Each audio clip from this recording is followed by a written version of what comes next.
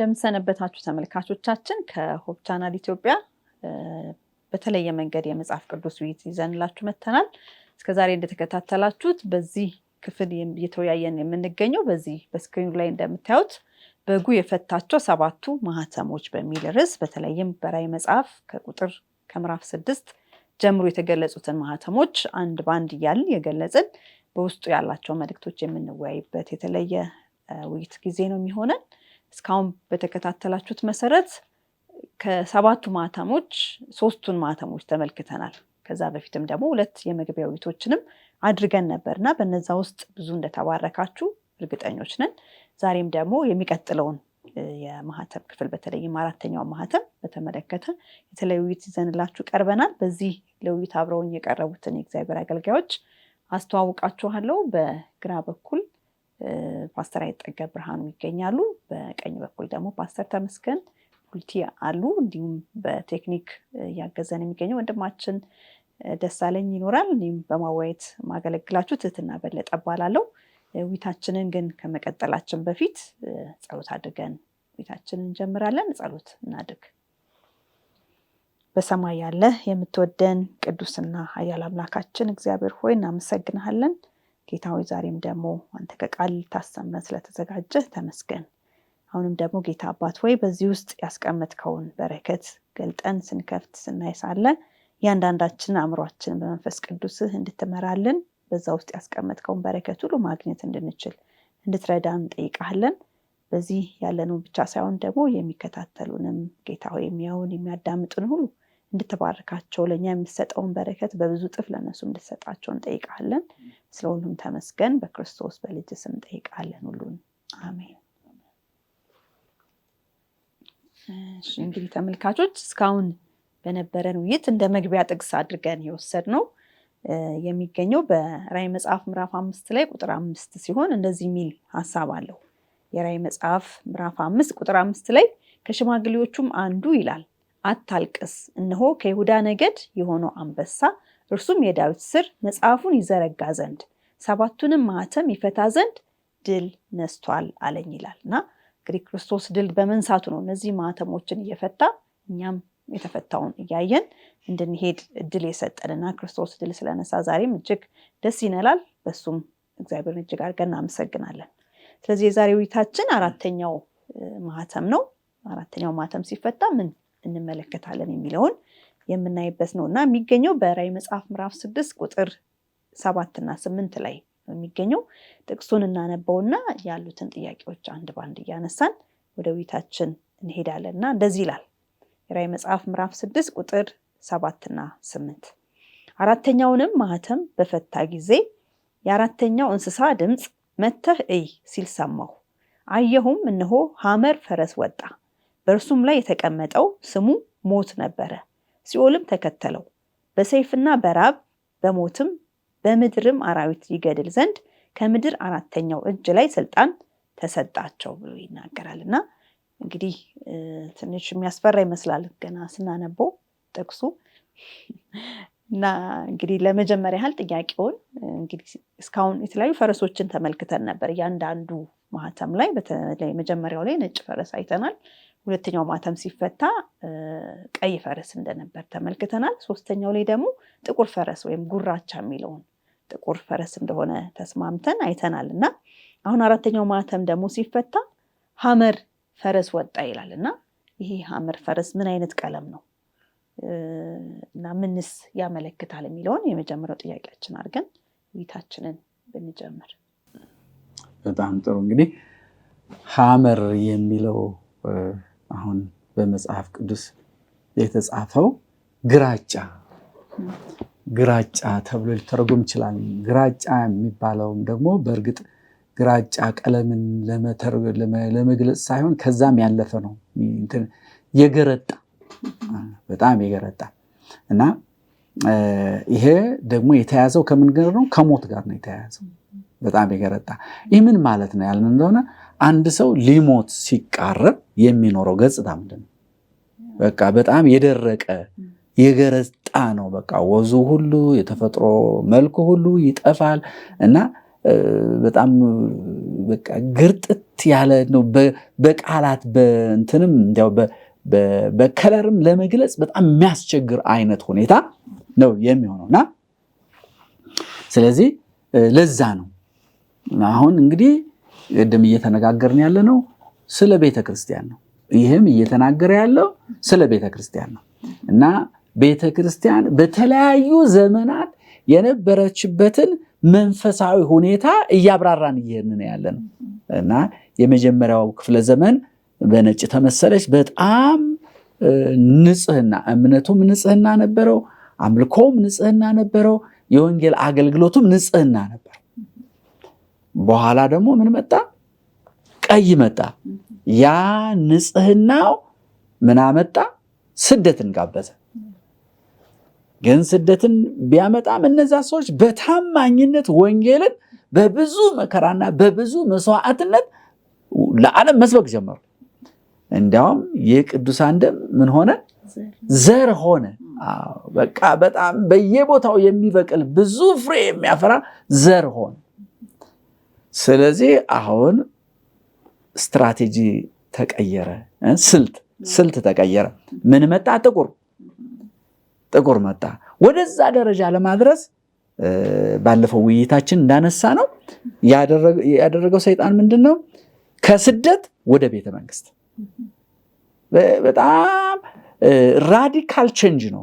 ስር ነቀል ለውጥ ነው የመጣው ከበረሃ ወደ ቤተ መንግስት። እንግዲህ ልክ 100% የሚመስል አይነት ለውጥ ነው የመጣው። ምንድነው ያደረገው ሰይጣን? በማሳደዱ አላተረፈም። ምንም ትርፍ አላገኝም፣ ኪሳራ ነው። ስለዚህ ለማትረፍ እነሱን ይሄንን ዓለምን ያናወጡ ይሄንን ወንጌል እየሰበኩ ዓለምን የሚመልሱትን ሰዎች አምጥተን በቃ የመንግስት ሃይማኖት ብለን ቤተ መንግስት ጋራ አንድ ተመሳሳይ አድርገን በቃ እኩል በሃይማኖቱ ጉዳይ እነሱ በስጋዊ ጉዳይ እኛ የምንወስን አስመስለን ብናስገባቸው ምን ይሆናሉ? ስደትም ሲቀር ምቾት ሲመጣ ያ የወንጌል መስፋፋት ምን ይሆናል? እየወደቀ ይመጣል። ክርስትናውን ደግሞ ለመበረዝም ያኔ እድል የክርስቲያኖቹ ትጋት በሚወድቅበት ጊዜ ክርስትና ለመበር እድል እናገኛለን። እውነትም ተሳካ። እናንተ ቤተ መንግስት ሃይማኖት ናቸው። በዛ ባለፈው ውይይታችን ፓስተር ተመስገን እንዳብራራ እናንተ የመንግስት ሃይማኖት ናቸው እኮ ተባለ። በቃ አብረን እንሰራለን ተባለ። እሺ ከዛ በኋላ ምንድነው የሆነው? የሃይማኖታዊ ጉዳዮችን ማን መወሰን ጀመረ? መንግስት። ውይይቶችን ዶክትሪናል የሆኑ አስተምሯዊ የሆኑ ምስጢራዊ የሆኑ ነገሮችን ውይይት የሚፈራው ማን ነው? መንግስት። ከዛ በኋላ የሚወስነው ማን ሆነ? መንግስት። ቤተክርስቲያን እዛ ተቀምጣለች፣ ግን የሚወስነው ማን ሆነ? መንግስት ሆነ። እነሱ ስደትም የለባቸው መከራም የለባቸውም። ሐሳባቸው ወደ የት ሆነ? ስለዚህ መንግስት እነሱ ወደ ዓለማዊ ሲሆን መንግስት እየወሰነ ከአሕዛብ የተለያዩ እምነቶችን እያስገባ አጠቆረው፣ ክርስትናን አጠቆረው። አሁን ደግሞ የባሰ መጣ። የደረቀ የገረጣ በቃ ሊሞት የተቃረበ ሆነ፣ የገረጣ ሆነና ይሄ ደግሞ ከዚያ በኋላ የመጣውን ጊዜ የሚያመለክት የቅድሙ ከ4ኛው መቶ ክፍለ ዘመን እስከ 6ኛው መቶ ክፍለ ዘመን ያለውን ጊዜ የሚወክል ነው ብለን ነው ያልነው። በዚያን ጊዜ ቤተክርስቲያን የነበራት መንፈሳዊ ሁኔታ በጥቁር፣ አሁን ደግሞ ይሄ የገረጣው የሞተው እምነት ከ6ኛው መቶ ክፍለ ዘመን እስከ 16ኛው መቶ ክፍለ ዘመን መካከለኛው ክፍለ ዘመን የሚባለው ጊዜ ያን ጊዜ በዚህ ነው በገረጣ በሞተ እና ቤተክርስቲያን ሙሉ በሙሉ በቃ ምንም የሞተች ቤተክርስቲያን ሆነች። በጣም ምክንያቱም አረማዊ አስተምሮች ወደ ቤተክርስቲያን መጥተው ገቡ። ከዛ በኋላ እንዲያውም ምን ሆነ? የቤተክርስቲያን መሪዎች ፖለቲካዊ ስልጣን ተሰጣቸው። የማሰር የመግደል ማለት የማሳደድ ስልጣን ሰጣቸውና እውነትን የያዙ ሰዎችን እንዲያውም ማን ማሳደድ ጀመረ? ቤተክርስቲያን ቤተክርስቲያን ራሷ ቤተክርስቲያን ክርስቲያኖችን ማሳድ ተለወጠ። ድሮ መንግስት ነበር የሚያሳድደው፣ አሁን ግን ቤተክርስቲያን።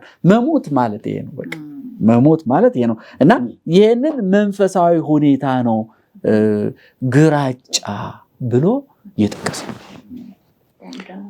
እኔ እዚህ ላይ ብዙም አልጨምርም፣ ግን ይሄ ዶክተር አይጠገብ በደንብ ገልጾታል። ግራጫ የሚለው በእንግሊዝኛው ፔል ነው የሚለው፣ በግሪኩ ደግሞ ክሎሮስ ነው የሚለው። በብዛት አንድ ነገር ከሞተ በኋላ ትንሽ ሲቆይ የሚያሳየው ከለር አለ፣ ነጣ ይላል። ምክንያቱም የደም ዝውውር ስለማይኖር ምን ይሆናል? በቃ ነጣ ያለ ነው የሚሆነው።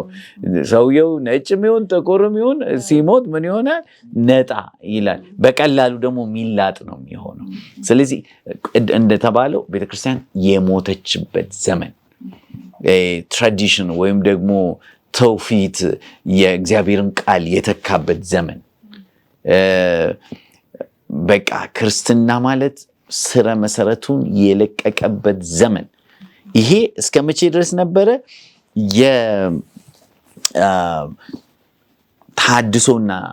የተሐድሶ እንቅስቃሴ እነ ማርቲን ሉተር እስከ ተነሱበት ዘመን ድረስ ነው የቀጠለው።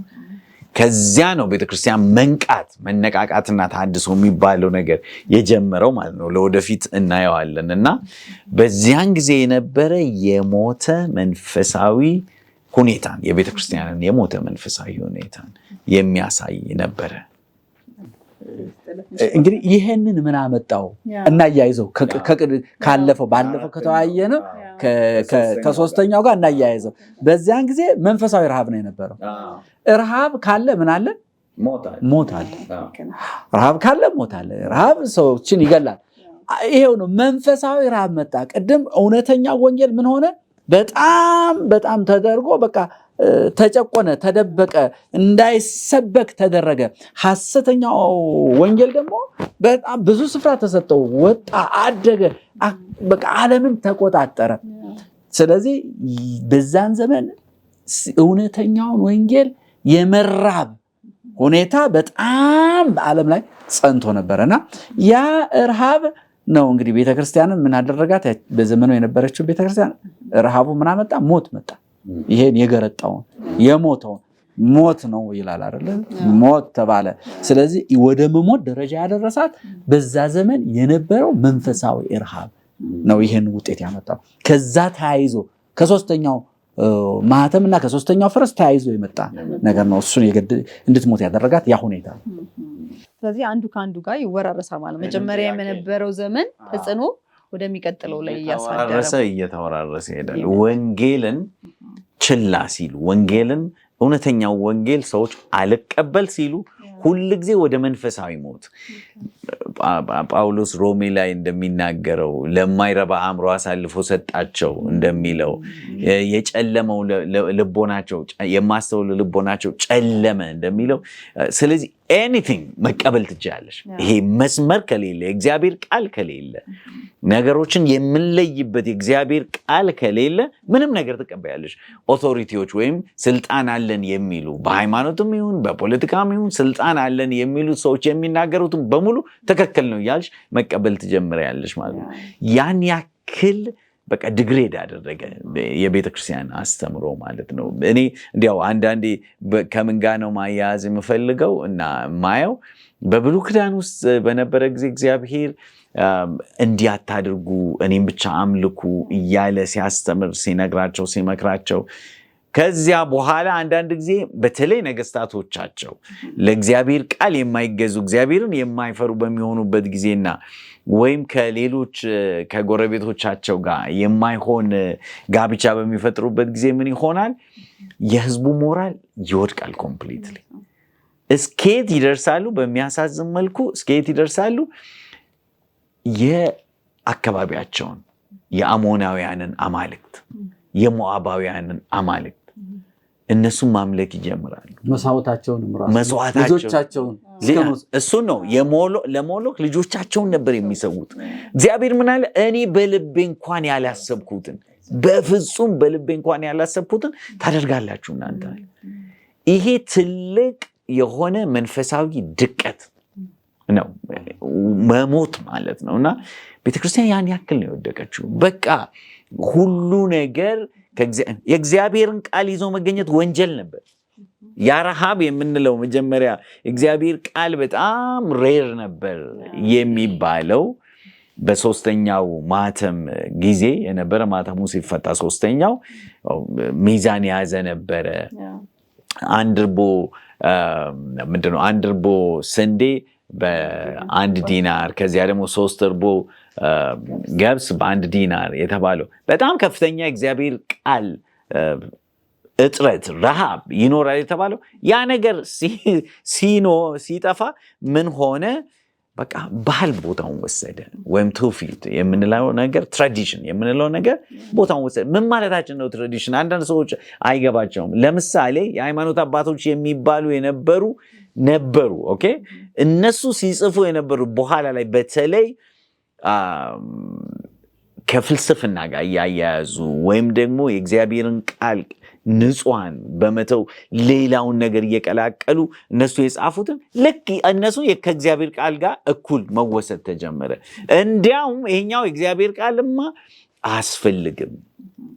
ለምን አትረዱ? ምዕመኑ ይሄን መረዳት አይችልም መባል ጀመረ። ምዕመኑ እናንተ ተራ ሕዝብ ናችሁ፣ ይህንን መረዳት የላችሁም መባል ጀመረ። ስለዚህ ምን ይሁን? እኛ እናስረዳችኋለን።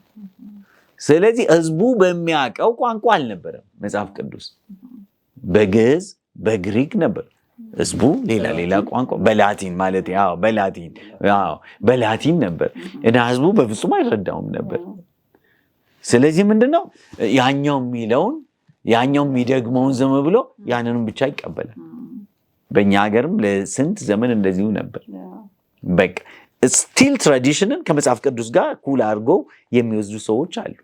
ትውፊትን ከመጽሐፍ ቅዱስ ጋር እኩል አድርገው የሚወስዱ ሰዎች አሉ። ያ አደገኛ ነገር ነው። የእግዚአብሔር ቃል በሌለበት ጊዜ ሁሉ የአይነት ውድቀት መምጣቱ አይቀርም። ምናልባት አሁን በህዝብ ደረጃ በቤተ ክርስቲያን ደረጃ ነው አይደል የምናወራው።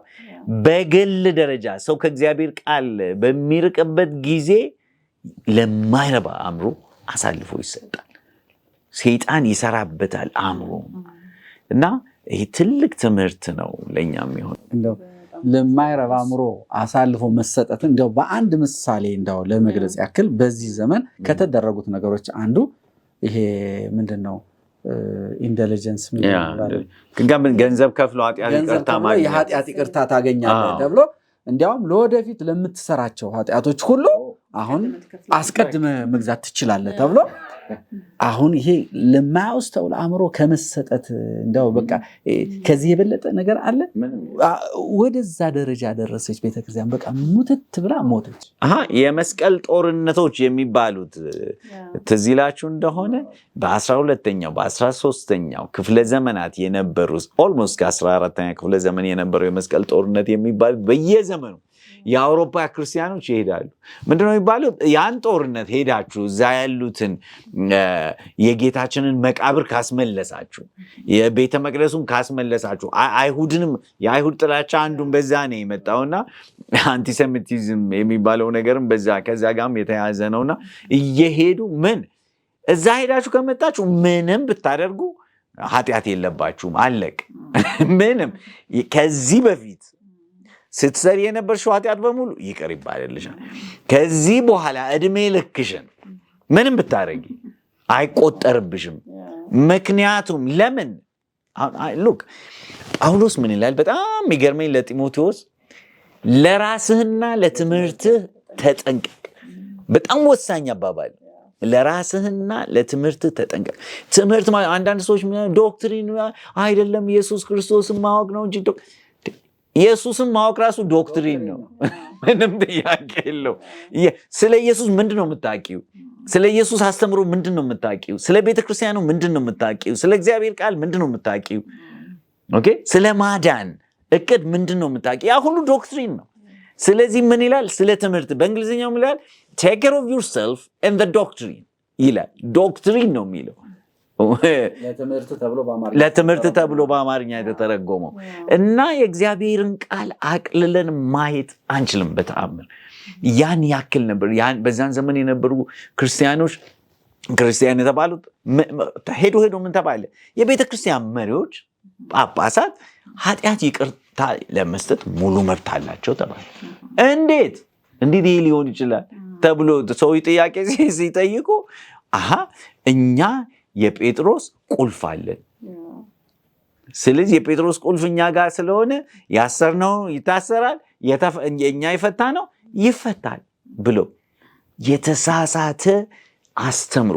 ትልቁ ነገር ግን የእግዚአብሔር ቃል ህዝቡ ጋር እንዳይደርስ መደረጉ ነው ለዚህ ሁሉ ያመጣው። ሪፎርሜሽን እኮ የመጣው ጥቂት በተማሩ ሰዎች ነው። ለዚህ ነው ክርስትና ትምህርትን የማይነቀው። ኦኬ ምን ያደርግልናል ምናምን ክርስትና የማይለው ትምህርትን ስታውቂ ምንድነው የሚሆነው? እነዚያ የተማሩ ሰዎች ማርቲን ሉተር ምሁር ነበር፣ የዩኒቨርሲቲ አስተማሪ ደረጃ የደረሰ ነበር። ዊክሊፍ እንደምታውቁት ምሁር ነበር፣ ኦክስፎርድ ዩኒቨርሲቲ አስተማሪ ነበረ። ጆን ሃስ ምሁር ነበር፣ አስተማሪ ነበር። ለምንድነው እግዚአብሔር በምሁራን ብቻ ነው የሚሰራው የሚለው አይደለም ነጥቡ። ግን ምንድነው ቢያንስ በዛን ዘመን መጽሐፍ ቅዱስ የተጻፈባቸውን የተተረጎመባቸውን ቋንቋዎች ላቲንን፣ ግሪክን ያውቁ ነበር። ስኮላርስ ነበሩ እነዚህ ሰዎች። ሲያነቡት የሚገርማቸው ቤተክርስቲያን የምታስተምረውና መጽሐፍ ቅዱስ የሚለው ሰማይና ምድር ሆነ። በእኛ ዘመንም ከዚህ ትልቅ ትምህርት እያንዳንዱ ሰው መውሰድ አለበት። ከሌ አለ አባ ከሌ አለ አስተማሪ ከሌ አለ ሳይሆን የእግዚአብሔር ቃል ምን አለ ሊባል ይገባል። በጣም ልክ ነው። ስለዚህ ወደሚቀጥሉት ጥያቄዎች ይሄድን የበለጠ ደግሞ ይህን ነገር ሀሳቡን እየተነጋገርንበት እንሄዳለን። ስለዚህ ዘመኑንም ሙሉ አየን ማለት ነው። ይህ ሐመር የሚለው የገረጣ አይነት ቤተክርስቲያን እንግዲህ ከእግዚአብሔር ቃል ከመለየቷ የደረሰባትን ውድቀት የሚያሳየን እንደሆነ ተመልክተናል። እና ያም ዘመን በተለይ ከ6ኛው እስከ 16ኛው ዘመን ድረስ የሚሸፍን እንደሆነ ተመልክተናል። ስለዚህ አሁን ቀጥሎ ደግሞ ምንድን ነው የሚለው እንግዲህ ስሙን በተመለከተ በፈረሱ ላይ የተቀመጠ እንዳለ ይናገርና ቁጥር 8 ላይ እንደዚህ ይላል። አየሁም ይላል እነሆም ሐመር ፈረስ ወጣ፣ በእርሱም ላይ የተቀመጠው ስሙ ሞት ነበረ ብሎ ይላል። ከዛ ቀጥሎ ደግሞ ሲኦልም ተከተለው ይላል። እና እንግዲህ ቅድም እንዳላችሁት ቤተክርስቲያን የሞተችበትን ደረጃ ሊያሳይ ይችላል ማለት ነው። እንግዲህ ሞት የተባለበት የሚለውን ልንወስድ እንችላለን። ግን ቀጥሎ ምን ተከተለው ነው የሚለው? ሲኦል ተከተለው ይላል። ምን ማለት ነው? ምክንያቱም ሲኦል እንግዲህ እኛ የምናውቀው በሌላ አስተምሮት እንደምንመለከተው እግዚአብሔር እሱን የማይከተሉትን ሰዎች የሚያሰቃይበት ተደርጎ ነው የሚወሰደው። እና ይሄ ምን ለማለት ነው? ትክክል ያንን ለመግለጽ ነው የተጠቀመበት እዚህ ጋር ሲኦል የሚለው ሐሳብ፣ ወይስ ከሞት ጋር የተለየ ግንኙነት ያለው ነገር ነው? እንደገናም በዘመኑ ካለችው ከቤተክርስቲያን ሁኔታ ጋር እንዴት ይገናኛል የሚለውን እስቲ ደግሞ ብናይ። ይሄ ሲኦል የሚለው ስሙ ሞት ነው ይላል። ከዛ ሲኦል ደግሞ ተከተለው። አንድ አይነት ስሞች ናቸው። ሞት እና ሲኦል የተያያዙ ናቸው። ሞት ሲል ሰውየው ሙሉ በሙሉ ሕያው መሆኑ መቅረት ነው። ከዛ ቀጥሎ ያ ሕያው ያልሆነ ሰው የሚሄደው ወደየት ነው? ወደ ሲኦል ነው የሚሄደው። እና አንተ በምትሄድበት በሲኦል ስራና ሐሳብ የለም ይላል መክብብ ምዕራፍ 9:6 ላይ እና የለም ይላልና በሲኦል እና አንድ ሰው ሲሞት የሚሄደው ወዴት ነው? ወደ ሲኦል ነው የሚሄደው። አንተ ሲል ደግሞ ለይቶ አልተናገረም። ሰብአዊ ዘር በሙሉ የሚሄደው ወደ ሲኦል ነው ማለት ምንድነው? ወደ ሞት ነው የሚሄደው እና ወደ መቃብር ነው። ሲኦል ስለ መቃብር ማለት ነው። ሞትና መቃብር። አንድ ሰው ይሞታል። ከሞተ በኋላ ቀጥሎ ወዴት ነው የሚሄደው? ወደ መቃብር ነው የሚሄደው። በቃ ወደ መቃብር ይወርዳል። ከዛ በኋላ ይበሰብሳል፣ ከጥቅም ውጭ ይሆናል ማለት ነው። እና ይሄ ነው አሁን በዛ እንግዲህ ሞትና ሲኦል ሲል ቤተክርስቲያኒቱ ምን ሆነች? እየገረጣች በቃ እየደረቀች በመንፈሳዊ ነገር ቅድም ባነሳናቸው ነገሮች እየደረቀች ሄደች። ከዛ በኋላ በቃ ሞተች። ምንም መንፈሳዊነት የሚባል ነገር የሌላት 100% ስጋዊ ሆነች። ለዛ ነው ምን ማድረግ ክርስቲያኖችን እንኳን የምታሳድደው ማን ሆነች? ቤተክርስቲያን ራሷ ሆነችና ሞተች። በቃ ያ ሞት ኦልሬዲ ምንም በክርስትና ህይወት እንደው እንዳትኖር በቃ 100% ከክርስትና ውጪ የሆነች እንድትሆን በቃ መቀበር ማለት እሱ ነው። ወደ ሲኦል መግባት ማለት እሱ ነው። ውጪ እንድትሆን አደረጋትና ይሄ ነው አሁን ሞትና ሲኦል ሲባል እነዚህን ሁኔታዎች ለመግለጽ ነው። ከአንዱ ነገር ወደ ሌላው ነገር ቤተክርስቲያኗ ሙሉ በሙሉ ክርስትና መጽሐፍ ቅዱስን በመተዋ የመጽሐፍ ቅዱስን አስተምሮዎች በመተዋና ሌሎች ነገሮችን በማምጣቷ የራሷንም አስተምሮ ቅድም እንዳልነው ከአሕዛብም አመጣች ከአሕዛብም አመጣች። ከዚያ በኋላ ደግሞ ሌሎች ሰዎች የተናገሯቸው ነገሮች ልክ ከመጽሐፍ ቅዱስ ጋር እኩል ናቸው የሚል አስተምሮ መጽሐፍ ቅዱስ ጳውሎስ ገላትያ ምዕራፍ 1 ቁጥር 9 ላይ ምንድነው የሚለው? እኛ ካስተማርናችሁ ከዚህ ወንጌል ውጪ ምን ይሁን ነው የሚለው? የተረገመ ይሁን እንዳትቀበሉ ነው የሚለው። ነገር ግን እነዚህ አሁን ትውፊት የምንላቸው ነገሮች ከመጽሐፍ ቅዱስ አስተምሮ ጋር በጣም ብዙ ልዩነት አላቸው። ልዩነት አላቸው። ግን እነዛ ምን ተብለዋል? በቃ እንደ እግዚአብሔር ቃል ናቸው ተብሎ አሁን እነሱ ከእግዚአብሔር እንደውም አንዳንድ ጊዜ ከእግዚአብሔር ቃል ከፍ ይላሉ። የሚሰበኩት እነሱ ናቸው። ትምህርት የሚሰጠው በእነሱ ነው። ግን የእግዚአብሔር ቃል ጳውሎስ ምንድነው? ከዚህ ውጪ ከየትኛው ከእግዚአብሔር ቃል ውጪ ነው። ከእግዚአብሔር ቃል ውጪ ምንም ነገር እንዳትቀበሉ ነው። አንዳንድ ጥያቄዎች በዚህ ላይ ከእግዚአብሔር ቃል ውጪ ሲባል መጽሐፍ ቅዱስ እኮ 66 አይደለም የሚባል ነገር ይነሳል። ይሄንን መቼም በሌላ ጊዜ እናነሳዋለን በውይይታችን። ይሄን በተመለከተ ሰፊ የሆነ ውይይት ማድረግ ይኖርብናል እና ግን በነዛ ውስጥ በተጨማሪዎች ውስጥ በርካታ ነገሮች ከዚህ መጽሐፍ ቅዱስ ከ66 ጋር አብሮ የማይሄድ ብዙ ነገር አለ እና ይሄ ነው አሁን እንግዲህ ቤተክርስቲያኗ እንድትሆን ያደረጋት እንድትሞት ያደረጋት እንድትቀበር ሞተች። ከዛ በኋላ ሙሉ በሙሉ እንድትቀበር ያደረጋት ይሄ ነውና እነዚህ ሁለቱ ተያይዘው የሚሄዱ ናቸው። ሞትና ሲኦል ተያይዘው የሚሄዱ ናቸው። የቤተክርስቲያኗ መንፈሳዊ ሁኔታና መጨረሻዋን ፍጻሜዋን የሚያሳዩ የሚገልጹ ነገሮች ናቸው። ያ በተጨማሪም ደግሞ ወንጌል የክርስቶስ ኢየሱስ ወንጌል እንዳይሰበክ እንዳይስፋፋ ንጹህ ወንጌል በሚሆንበት ጊዜ ሁሉ ሄዶ ምን ያመጣል? ሞት። ሲጀመር ሰው ክርስቶስን ካላወቀ ይሞታል። ምክንያቱም ያለ እርሱ የመዳን መንገድ የለም ይላል መጽሐፍ ቅዱስ። በእርሱ በማመን ነው ሰው ልጅ ሁሉ ይድን ዘንድ እግዚአብሔር በር የከፈተው። በጣም የሚያሳዝነው ሰዎች ንጹሑን ወንጌል ክርስቶስ ኢየሱስ በደሙ ባለፈው ትምህርታችን ላይ እንዳየነው በነፃ በእርሱም በማመን የሚገኘውን ጽድቅ በሃይማኖት እንዳይቀበሉ ይደረግና ይልቁንስ አንዱ ባቢሎን የምታደርገው የምድርን ሕዝብ በሙሉ ምን ያደረገ ይችላል? አዎ በምን የዝሙቷን የወይን ጠጅ። የሚያሳዝን እቺ ነች። በነገራችን ላይ ባቢሎን ማለት የተቀላቀለ ሐሰት ትምህርት የምታስተምር እሷ ነች። ሌላ ምንም የለውም።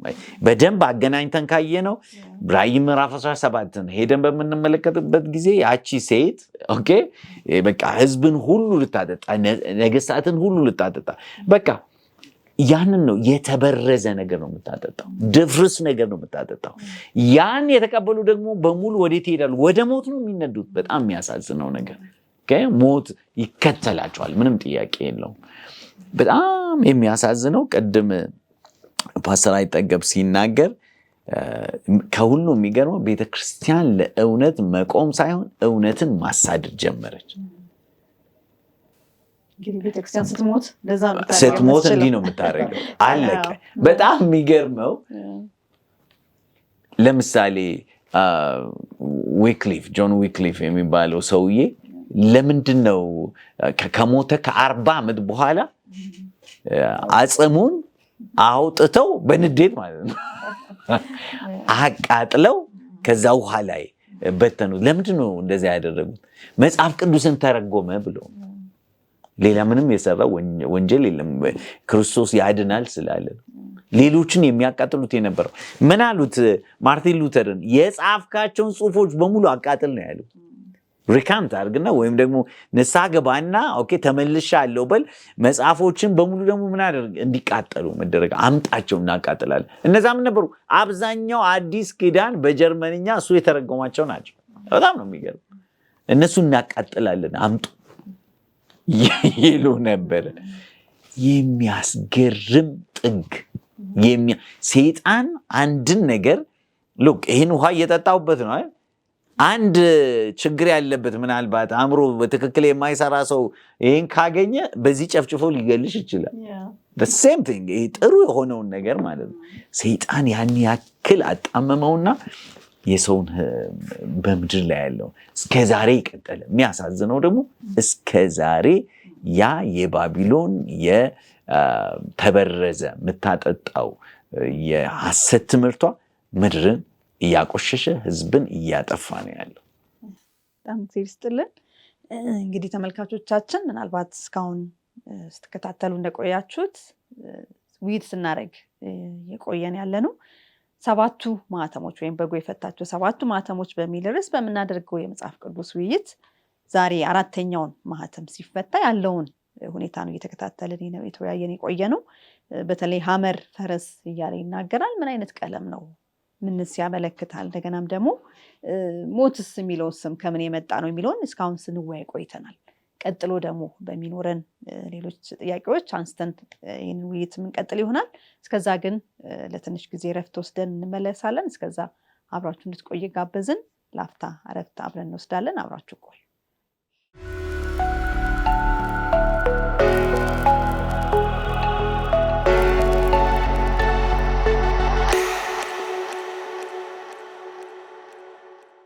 ካፍታ ረፍት በኋላ ተመልሰናል። ተመልካቾቻችን ዛሬ እየተወያየን ያለነው አራተኛው ማህተም ሲፈታ ያለውን የምንመለከትበት ውይይታችንን ነው እየተነጋገርን ያለነው። እያጠናን ያለውንም የመጽሐፍ ቅዱስ ክፍል ራዕይ ምዕራፍ 6 ከቁጥር 7 እና 8 ላይ የሚገኘው አራተኛው ማህተምን በተመለከተ ነው። እስካሁን በነበረን ውይይቶች እንደተከታተላችሁት የሐምራዊ ፈረስ ምን ማለት ነው? ምንን ያመለክታል? እንደገናም ስሙ ሞት የተባለው ሲኦልስ ምንድን ነው የሚለውን እስካሁን ስናይ ቆይተናል። አሁን ቀጥሎ ያለውን ጥያቄ አንስተን እንደገና ውይይታችንን የምንቀጥል ይሆናል። እንግዲህ ቀጣዩ ጥያቄያችን እዛው ቁጥር ላይ እንግዲህ ምዕራፍ 6 ቁጥር 8 ላይ ምን የሚል ሐሳብ ያነሳል? ስሙን ከተናገረ በኋላ ሲኦልም ተከተለው ይልና በሰይፍና በራብም በሞትም በምድርም አራዊት ይገድሉ ዘንድ ከምድር አራተኛው እጅ ላይ ስልጣን ተሰጣቸው ይላል። እና እነዚህ እንግዲህ ሞትና ሲኦልን ነው እንደዚህ ስልጣን ተሰጣቸው እያለ እየተናገረ ያለው እና የሚገድሉበትን መንገድ ያው በዝርዝር ተቀምጦልናል። በሰይፍ ይላል፣ በራብም እንደገና በሞት እንዲሁም ደግሞ በምድር አራዊት ይገድሉ ዘንድ እያለ ይናገራል። እና ስልጣን ተሰጣቸውም ደግሞ ብሎም የሚናገርበትም ክፍል እናያለን። እና ስልጣን የሰጣቸው እንደዚህ እንዲያደርጉ ማን ነው? ስልጣኑን ከየት ነው ያገኙት? እንግዲህ ሲኦል ሞት ያልናቸው ያን ቤተክርስቲያን እንደሚወክል የቤተክርስቲያን ሁኔታን እንደሆነ ቅድም በተነጋገርንበት ጊዜ አይተናል። እና እንዲህ አይነቱ ስልጣን ማን የሰጣቸው እንዲያደርጉ እንዲገሉ? እና አራተኛውስ እጅ ላይ ነው ስልጣን የተሰጣቸው ተብሎ የተገለጸው። እና ያ የምድር አራተኛ ክፍል ብለን የተገለጸው ምንን ለመወከል ነው? እንደገናም ደግሞ እነዚህ የተዘረዘሩት አራዊት የምድር አራዊት እንደገና ምዕራብ ተብሎ የተገለጹት የመግደያ መሳሪያ ተደርገው የተገለጹት ምንን የሚያመላክቱ ነገሮች ናቸው የሚለውን አንስተን ውይይታችንን እንቀጥላለን። በጣም ጥሩ። እንግዲህ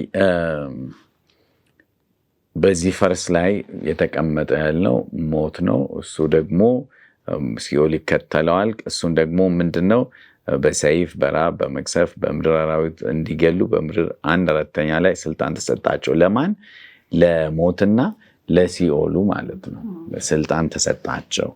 ማን ነው ስልጣን የሚሰጣቸው? እንግዲህ ይሄ ጉዳይ የቤተ ክርስቲያን መንፈሳዊ ጉዳይ እስካልን ድረስ ያንን ሁሉ እንትን እየሰራ ያለው ይህን ሴራ ሁሉ እየጠነሰሰና ሰዎችን ከእግዚአብሔር መንግስት እያወጣ እየሰራ ያለው የታወቀ ነው። ሰይጣን ራሱ ነው። እሱ ሐሰተኛ ነው፣ የሐሰት አባት ነው አይደል ያለው። ጌታ ኢየሱስ በዮሐንስ ወንጌል ምዕራፍ 8 ቁጥር 44 ላይ ነው። እና እርሱ የሐሰተኛ ነው፣ የሐሰት አባት ነው። ከመጀመሪያውኑ ደግሞ ምን ነበር ይላል? ነፍሰ ገዳይ ነበር። ስራውም እሱ ነው። በቃ ሲዋሽ ደግሞ ከራሱ አመንጭቶ ነው የሚዋሸው አለ ጌታ ኢየሱስ። እና ይህን ሁሉ የሐሰት ትምህርትን ይህን ሁሉ ችግርን የእግዚአብሔር ቃል ንጹህ እንዳይሆን ከፍተኛ ስራ እየሰራ ያለው ሰይጣን ነው። ሰዎችን ተጠቅሙ። ሰዎች አንዳንድ በሽታ ለምሳሌ ካንሰር ምን ያደርጋል ይባላል። ሌሎች በሽታዎች ለምሳሌ ባክቴሪያ ዝም ብሎ ሴልን ያጠቃና በቃ እንትን ይላል። ግን ካንሰር ትልቁ ችግሩ ምንድነው? ሴሉን ራሱን ይወርሰውና ይባላል እንግዲህ ባለሙያዎች ሲናገሩ ሴሉን ራሱን ይወርሰውና ሴሉ ራሱ መሳሪያ እንዲሆንለት በቃ ያደርጋል። ሰይጣን እንደዛ ነው ያደረጋት ቤተክርስቲያንን። በቃ ዋጣትና መሳሪያው አደረጋት ሙሉ በሙሉ ማለት ነው በሚያሳዝን መልኩ። ነገር ግን በሶስተኛው ላይ እንዳየነው ሁሉ ጊዜ እግዚአብሔር የራሱ ቅሬታ ህዝብ ግን ይኖረዋል። ሙሉ በሙሉ ሰይጣን አላሸነፈም፣ እግዚአብሔር ይመስገን። የእግዚአብሔር የማዳን እቅድን ማስቆም ነው የሰይጣን ትልቁ ስልት፣ ትልቁ ጥረት። ያ ግን አልተሳካለትም፣ እግዚአብሔር ይመስገን። እና ያን ሁሉ የሚሰራው የታላቁ ተጋድሎ አንደኛው ተዋናይ ሰይጣን ያንን እያደረገ ቤተክርስቲያንን እየተጠቀመ ሰዎችን እየተጠቀመ ያንን ያደርጋል። ግን ከዚያ የተነሳ ብዙዎች እግዚአብሔርን ሳያውቁ ይሞታሉ። አንዳንድ ሰዎች አንዳንድ ምሁራን ደግሞ በዚህ በጨለማው ዘመን በነገራችን ላይ ይህ ማለት ቅድም እንዳልነው የጨለማው ዘመን የሚባለው የቤተክርስቲያን ታሪክ ነው ወይም ሚድል ኤጅ የመካከለኛው ዘመን የምንለው ዘመን ነው። ከ538 እስከ 1517 ያለው አካባቢ ነው ተብሎ እስከ ሪፎርሜሽን ወይም ደግሞ እስከ ተሐድሶ የፕሮቴስታንት ተሐድሶ እስከተነሳበት ጊዜ ነው ተብሎ ነው የሚታሰበው የሚያምኑት ምሁራን። እና በዛ ዘመን ምንድነው የሆነው ብለን ስናይ በዛ በጨለማ ዘመን ወይም በዛ በመካከለኛው ዘመን በምድር ላይ ደግሞ ከፍተኛ የሆኑ ችግሮች ሲፈጠሩ ነበር። መቅሰፍት አይነት የሚመስሉ ነገሮች፣ ለምሳሌ ትልቅ ረሃብ በአውሮፓ ተከስቶ ነበር ይባላል። በፈረንጆች አቆጣጠር ከ1315 እስከ 1320 ድረስ በነበረ ጊዜ ከፍተኛ ታይቶ የማይታወቅ ረሃብ በአፍሪካ በአውሮፓ ሆኖ ነበር። አንዳንድ ጊዜ ሰዎች ረሃብ ኢትዮጵያ ብቻ ይመስላቸዋል ወይም አፍሪካ ብቻ ይመስላቸዋል። ቻይና ስንት ህዝብ እስኪበላላ ድረስ የደረሱበት ዘመን ነበር ይባላል። አውሮፓም ከፍተኛ ረሃብ ያጋጠማቸው ጊዜ ነበር። እንደዚሁም ደግሞ ጥቁር ሞት የሚባል በሽታ ነበረ፣ ኢንፍሉዌንዛ የሚባል በ1340 እስከ 1400 ኦልሞስት ለ60 ዓመት ያ ነገር እየቀጠለ ሚሊዮኖችን የጨረሰበት ጊዜ ነው ተብሎ ነው የሚታመነው። ከዚያ ደግሞ እባጭ ቡቦኒክ ፕሌግ የሚባል ከባድ የሆነ በሽታ ነበር፣ ኃይለኛ ተላላፊ። እነዚህ በሙሉ ሁለቱም ተላላፊ ናቸውና ኦልሞስት የአውሮፓን ህዝብ 1/3 ጨረሰ ተብሎ ነው የሚታሰበው በዛው እንትን ጊዜ። ይሄ ሁሉን ቀጥታ ባይገናኝ ዋናው መንፈሳዊ ትርጉም ቢሆንም ምንድነው የእግዚአብሔር ጥበቃ ከህዝቡ ላይ እንዲነሳ ያደርጋል። ይሄ እውነትን ችላ ማለት፣ እውነትን መጋፋት፣ እውነትን አልፈልግም ብሎ ማሽቀንጠር የእግዚአብሔር ከለላ የእግዚአብሔር በረከት ከህዝቡ ላይ ከምድሪቱ ላይ እንዲነሳ ያደርጋል። ምክንያቱም በብሉይ ኪዳን ውስጥ እግዚአብሔር ደጋግሞ ይናገራል። እነዛን ቅጣቶችን በእስራኤላውያን ላይ እንዲህ ካደረጋችሁ ይህን ረሃብ፣ ቸነፈር፣ መከራን አመጣባችኋለሁ፣ ወደ እኔ ከተመለሳችሁ ደግሞ ያንን አነሳላችኋለሁ ይላቸው ነበርና እግዚአብሔር በዚህ ዘመን እንግዲህ መንፈሳዊም እንደዚሁም ደግሞ አካላዊም የሆኑ ከፍተኛ መቅሰፍቶች፣ ችግሮች የነበሩበት ዘመን ነው ለማለት።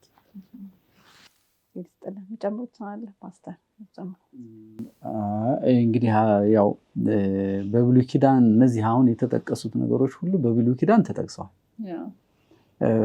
በአመፅ በሚመጣበት ጊዜ በቃ የአመፅ ውጤት ነው። አመፅ እስራኤላውያኖች የእግዚአብሔር ሕዝቦች በእግዚአብሔር ላይ በሚያመፁበት ጊዜ ሰይፍ ነበረ፣ ራብ ነበረ፣ ቸነፈር ነበረ። ይሄንን በሙሴ በኩል አስጠንቋቸዋል፣ በነቢያት በኩልም አስጠንቋቸዋል። ዘሌዋውያን ምዕራፍ 26 ቁጥር 22 ስንሄድ እግዚአብሔር ይህንን አስጠንቋቸዋል። እንዲያውም አውሬ ይላል አይደል? አሁን በአውሬ በዘሌዋውያን ምዕራፍ 26 ቁጥር 22 ላይ እግዚአብሔር ስፔሲፊክ ጠቅሶ ነው ልጆቻቸውንና ከብቶቻቸውን በአውሬ እጨርሳቸዋለሁ ብሎ እግዚአብሔር አስጠንቆ ነበር። ሰይፍ፣ ረሃብ፣ ቸነፈር በነቢያቱ ኤርምያስም ተናግሯል። ሕዝቅኤልም ደግሞ ደጋግሞ ተናግሯል። ዮሐንስ ያንን ሐሳብ ነው ወስዶ ምሳሌውን እዛ ጋር ያያዘውና ሰዎች ከእግዚአብሔር ሲያምፁና በእግዚአብሔር እውነት ላይ በሚያምፁበት ጊዜ እግዚአብሔር ምን ያደርጋል? እርምጃ ይወስዳል። እና ይሄ እንደዚህ አይነት ነገር ሊኖር ይችላል። ግን አሁን መንፈሳዊ ነው እያልን ያለ ነው። በመንፈሳዊ ደረጃ ግን ቤተክርስቲያን ይሄንን ስታደርግ ምንድነው? ቅዱሳኖችን በጣም እያሳደደች በሞትም በረሃብም በቸነፈርም በጣም ብዙ መከራ አድርሶባቸዋል። በጣም ብዙ ስለ ክርስቶስ ያልከፈሉት ዋጋ የላቸውም። ማን ነው ይሄን ያደረገው? ቤተክርስቲያን ነው። ቤተክርስቲያን ስታሳድድ የእግዚአብሔርን እውነተኛ ልጆች ስታሳድድ እነዚህ ሁሉ ችግሮች ምን ሆነዋል? መጥተዋል። እና መንፈሳዊ ሁኔታው ግን ነው የሚያመዝነው። አንድ ሰው ወንጌልን በሚተውበት ጊዜ በቃ የእግዚአብሔርን ሕዝብ ማሳደድ ነው። እነዚህ ነገሮች በሙሉ የእሱ መሳሪያዎች ነው የሚሆኑት። ቅዱሳኖች ራሳቸው በሰይፍ ይሞታሉ። ቅዱሳኖች በራብ ይሞታሉ። ብዙ ችግር ይደርስባቸዋል። የዛ አይነት ሁኔታ ደርሶባቸዋል። ማን ነው ያ እንዲመጣ ያደረገው? ሰይጣን። በማን ተጠቅሞ? በቤተ ክርስቲያን ተጠቅሞ ነው ያንን ያመጣውና መንፈሳዊ ሁኔታም አለው፣ ስጋዊ ሁኔታም አለው። እሱ አብሮ ቢታይ ጥሩ ነው። የሚገርም ነው። እንግዲህ ለእኛም ትልቅ የሚያሰጋ ነገር ነው። ምክንያቱም የእግዚአብሔርን እውነት ችላ በምንልበት ጊዜ ከራሳችን አልፈን ጭራሽ እውነትን ራሱ የምናሳድድ እንሆናለን ማለት ነው። በእንደዚህ አይነት ልክ ቤተክርስቲያን እንዳደረገችው። ግን ታዲያ እግዚአብሔር እንዴት ጸጥ ይላል አሁን? ምክንያቱም እንግዲህ እየተሳደዱ ያሉት የእሱ ተከታዮች ናቸው። እያሳደደች ያለችው ደግሞ በእሱ ስም የተጠራች ቤተክርስቲያን ናት ህዝቡን እያሳደደች የምትገኘው። እና እግዚአብሔር ለምን ዝም ይላል? ለምን ጣልቃ ገብቶ የሆነ ነገር ለምን አላረገም? እና ከዚህስ እንደው ልንማር የሚገባን ነገር ምን ሊሆን ይገባል? ይሄ በሚቀጥለው እንትን ይነሳል። ምክንያቱም ቅዱሳኖች ራሳቸው ይህን ጥያቄ ጠይቀዋልና ስለሱ እናነሳለን። ኤኒዌይ ግን እግዚአብሔር አንድን ነገር ሲያደርግ ከዘላለማዊ እውቀቱ እና እኛ ያ እውቀት የለንም። ስለዚህ ጥያቄ አሁን ብዙ ሰዎች የሚያነሱት ጥያቄ አለ። እንዴ ሰይጣን ወዲያውኑ ልክ እንዳመፀ እኮ እግዚአብሔር ጸጥ ቢያደርገው በቃ ያሁሉ ችግር አይመጣም በለው ይላሉ። እንደዛ ቢሆን ታዲያ እግዚአብሔር ምን ቸገረው እንዴ? ለምን ይሄን ልጁን በመስቀል ላይ እስከሚሞት አሳልፎ ከመስጠት ሰይጣንን ገሎ አይገላግልም ነበር? በዛ መፍትሄ የሚመጣ ቢሆን ኖሮ በእርግጠኛነት እግዚአብሔር ያንን ያደርግ ነበር። ነገር ግን ያላደረገው በዛ መፍትሄ አይመጣም፣ ስለማይመጣ ነው። እና እንዴት ለምን መፍትሄ አይመጣም? እግዚአብሔር ከዘላለማዊ እውቀቱ የኛ በጣም ቁንጽል በሆነች ሀሳባችን ነው ይችን የምንለው። እና ይሄ ግን ታላቁ በጣም ሰፊ የሆነ ብዙ ምስጢራዊ ነገሮችን ያካተተ ነገር ነውና እግዚአብሔር አንድን ነገር በሚያደርግበት ጊዜ የራሱ ዓላማ አለው። እና አሁን ለምን ዝም አለ? እነኚህ ሰዎች ይሄ ሁሉ ነገር ሲሆን ለምን ዝም ተባለ ብለን ስንል አንደኛ የሚጠፉትም የሱ ልጆች ናቸው። ይህን የሚያደርጉት የሱ ልጆች ናቸው። የክርስቶስ ደም ዋጋ የተከፈለላቸው ሰዎች ናቸው። ባለማወቅ በሰይጣን ተታለው የሚያደርጉት እነዚህ ነፍሶች ናቸው። እነዛን የሚያድንበትን መንገድ ይፈልጋል። እኔ ሞቼ ሌሎች ሰዎች የሚድኑ ከሆነ እግዚአብሔር የኔን ሞት ይመርጣል። እነዚያ ምክንያቱም ኦልሬዲ ነው ድኛለሁ። ህይወቴ ጊዜያዊ ሞት ነው ስጋዊ ሞት ነው ሞት በትንሣኤ ቀን እነሳለሁ። ግን በእኔ ስጋዊ ሞት መሞት ምክንያት የዘላለምን ህይወት የሚያገኙ ሰዎች ካሉ በቃ ይሞት። እስጢፋኖስ ሲወገር በእስጢፋኖስ መሞት የሚድን ሰው ነበረ። የሚድን ሰው ባይኖር ኖሮ እግዚአብሔር ሞኝ አይደለም። የሚወደውን ልጁን የሚያከብረውን ልጁን እስጢፋኖስን እንዲሞት አይፈቅድም ነበር። ግን የፈቀደው የሚድን ሰው ነበረ። ያ ሰው ደግሞ እንዲያውም እንደዚህኛው እንደ እስጢፋኖስ ብዙ መከራ የሚቀበል ሰው ነበረ። ያ ማን ነው? ጳውሎስ ነው። ጳውሎስ የወንጌልን ምስጢር እንደሱ ያብራራ የለም ከሐዋርያቶች።